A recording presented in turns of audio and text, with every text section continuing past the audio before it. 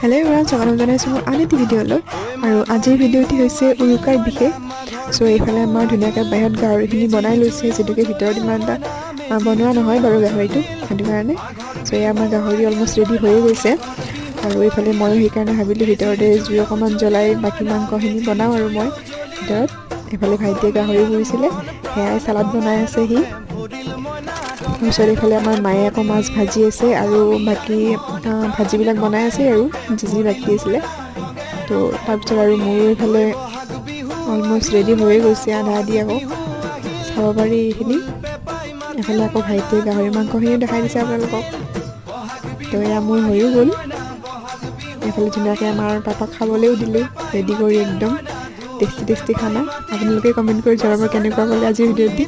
আৰু আপোনালোক সকলোকে মাঘ বিহুৰ বহুত বেছি শুভেচ্ছা থাকিলে।